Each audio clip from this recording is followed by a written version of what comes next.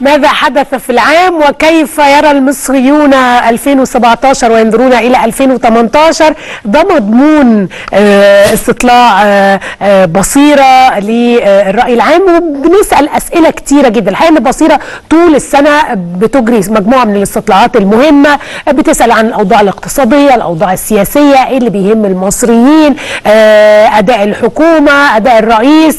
والحقيقة أن احنا طول السنة بنتابع هذه الاستطلاعات، ويشرفني ان يكون معي دكتور ماجد عثمان رئيس مركز بصيرة لاستطلاعات الرأي. اهلا بك. اهلا بيك، انا اشكرك لاستضافتي. كل سنه وحضرتك طيبه وحضرتك طيب، والمشاهدين كلهم طيبين. قبل ما ندخل في الاسئله، ايه اهم استطلاع عملتوه السنه دي؟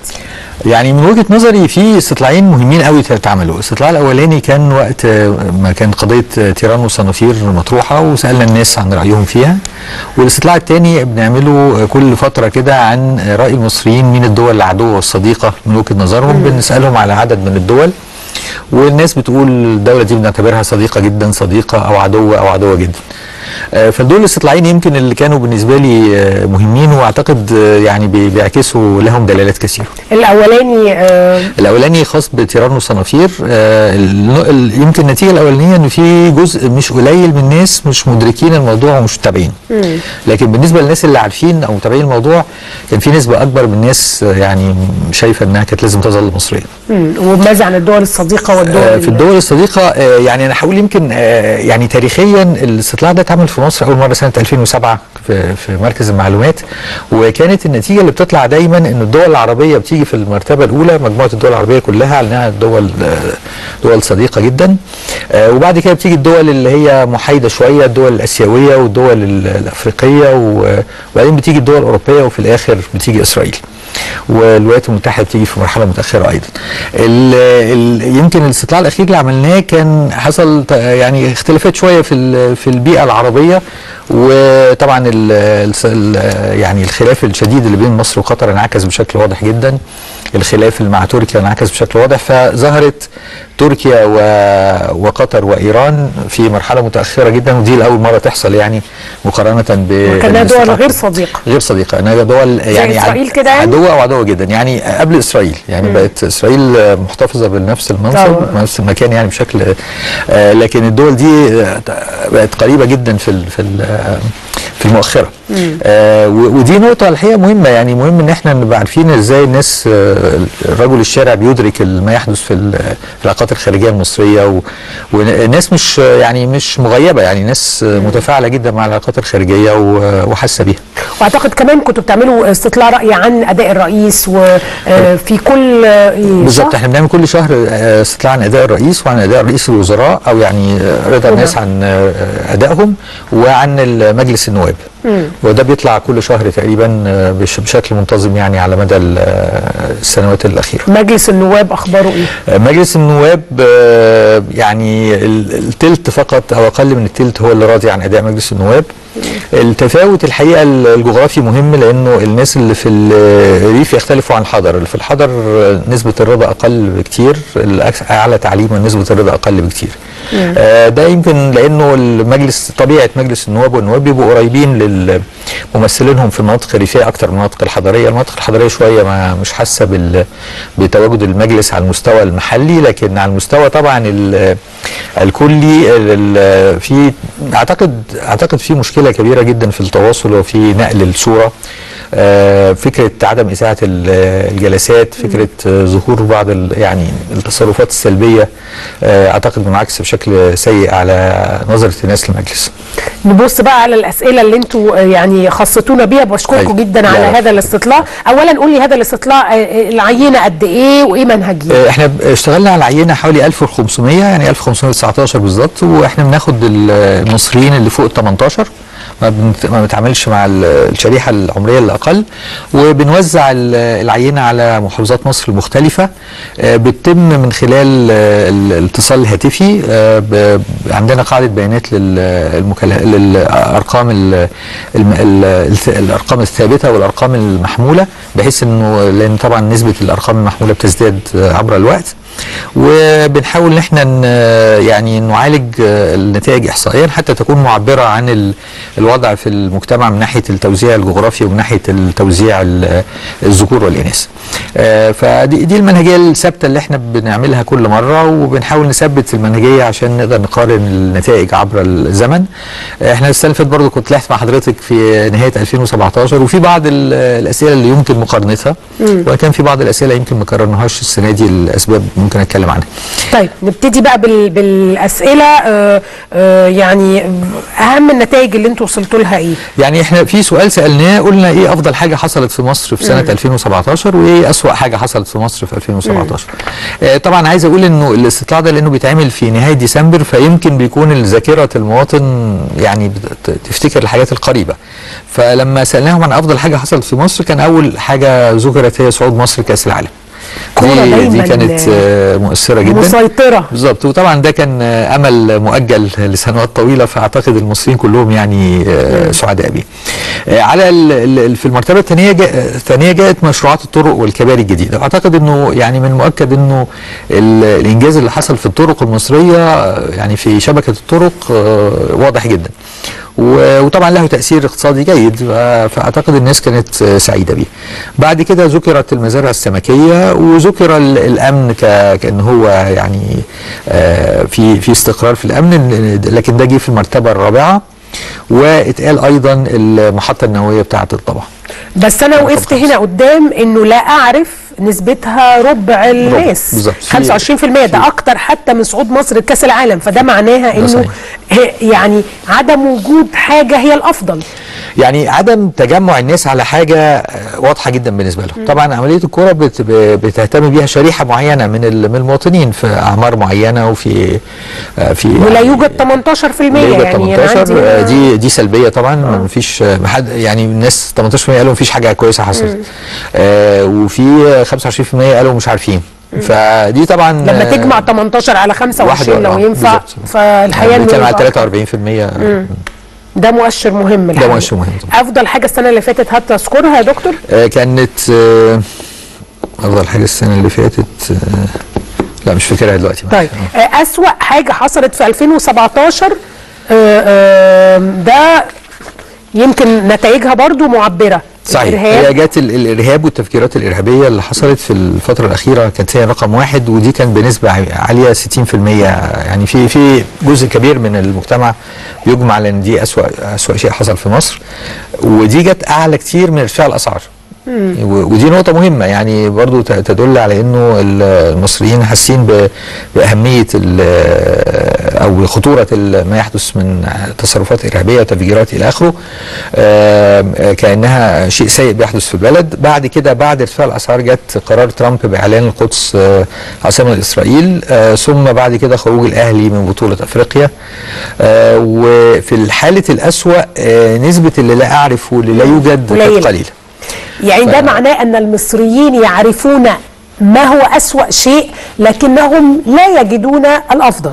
لا يعرفون الأفضل. ده صحيح. فده واضح جدا في طبعا. عايز أقول إنه المناخ العام برضو مخلي إنه الحاجات السيئة زي الإرهاب مثلا بتفسد يعني المزاج العام بشكل كبير، يعني مؤكد. قضية الأسعار أيضا يعني مؤكد إن الانعكاس السلبي بتاعها بيخلي ربما بعض الحاجات الجيدة ما الناس ما تشعرش بيها بشكل كافي. نيجي لأمنيات المصريين بقى في 2017. هو احنا في يعني في 2017 كانت موجوده عندنا النتائج دي، وعندنا 2018 فنقدر نقارن النتيجتين ببعض. يعني السنه اللي فاتت لما عملنا هذا الاستطلاع وقلنا وسالنا المصريين ايه هي امنياتهم الشخصيه، فجت الامن والاستقرار رقم 1، وبعديه الحصول على وظيفه، وبعديه الحج والعمره، وبعدين تحسين مستوى المعيشه، وبعدين نجاح الاولاد في المدارس. انتوا اللي بتطرحوا الاسئله بتقولوا دي لا احنا بنقول له ايه الامنيه اللي انت عايزها عايز تحققها. فدي ده يعني رد فعل تلقائي. لا احنا ما بنفرضش هذه البدائل. فخدوا بالكم حضراتكم انه الامن والاستقرار جه رقم 1 في السنه اللي فاتت، لكن السنه دي لما سالنا نفس السؤال الامن والاستقرار ما جاش في يمكن اول 3 4 5 حاجات. يبقى ده معناه ان هم وده معناه ان هم حاسين بالامن او ان هم حاسين المساله اصبحت يعني جزء من الحياه اليوميه. لكن النقطه المهمه انه في 2018 امنياتهم بالنسبه 2018 رقم 1 هي الحصول على وظيفه، ورقم 2 نجاح الاولاد في الدراسه. وده بيبين قد ايه المصريين يعني عمليه دراسه الابناء دي مهمه جدا، علما بانه طبعا مش بالضروره ان كل العينه عندهم ابناء في الدراسه، لكنها جايه بشكل طاغي جدا.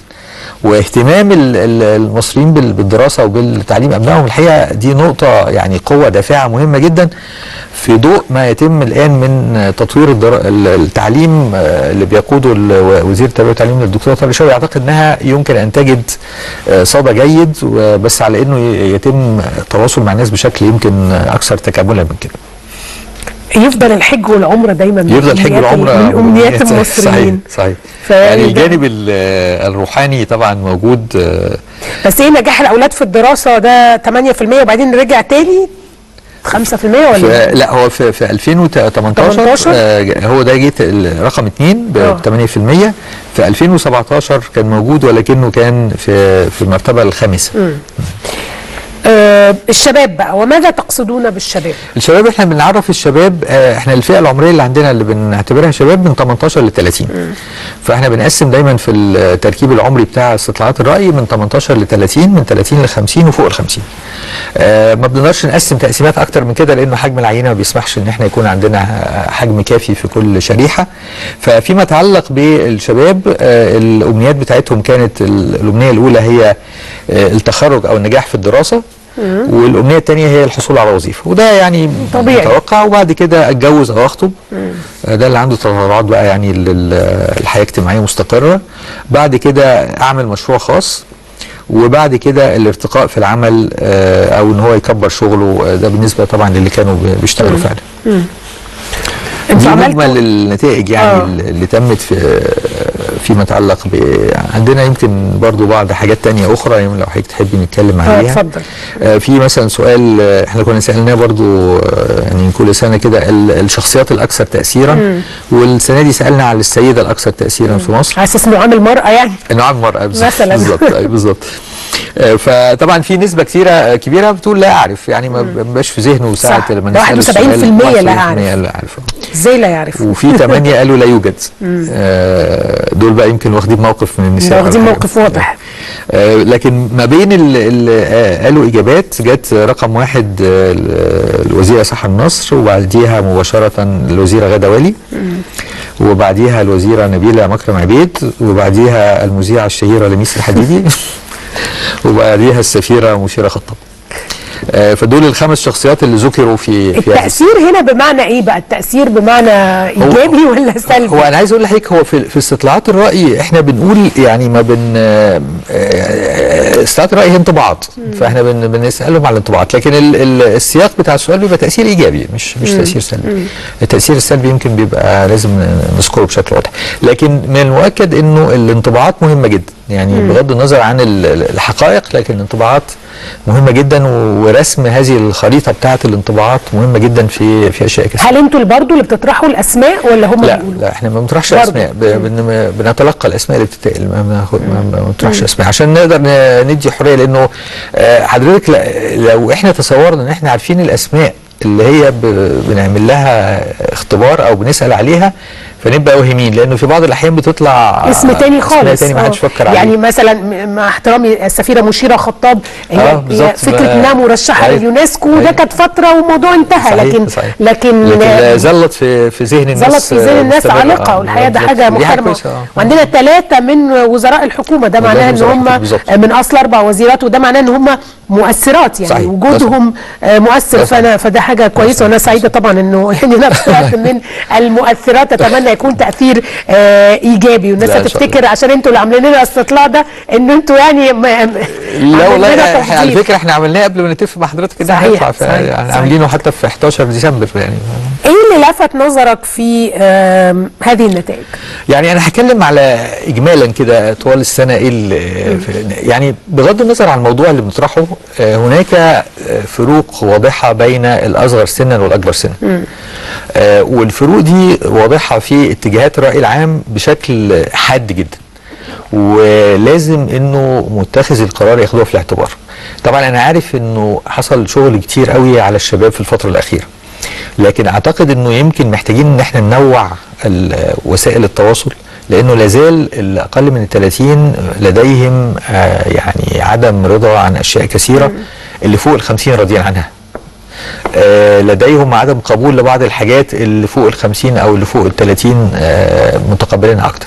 طبعا قد تكون الفئه العمريه الاصغر سنا في كل العالم بتبقى يمكن يعني سقف توقعاتها بيزداد، لكن هذا يجب ان يؤخذ في الاعتبار في حاجات كثيره.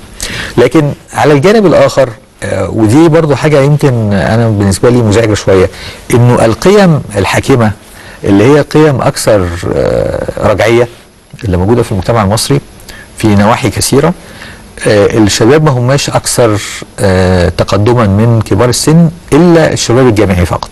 يعني الشباب الجامعي لما تيجي تساليه على بعض القيم مثلا زي قيم النوع الاجتماعي، زي قيم المساواة بين الرجل والمرأة، زي قيم العدالة، زي قيم عدم سيطرة الفكر الديني بشكل كبير في حاجات كثيرة ربما ما هياش داخلة في الدين، فالجامعيين بيكونوا أكثر تقدما. لكن الشباب اللي تحت ال30 اللي غير جامعي لا يختلف كثيرا عن اللي فوق ال50.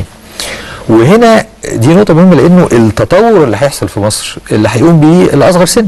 فإذا كان الشباب ما هماش أفكارهم تقدمية، وانا مش بتكلم تقدميه بمعنى يعني اللي ممكن يكون مثير للجدل، لكن انا بتكلم على القيم المواتيه للتنميه.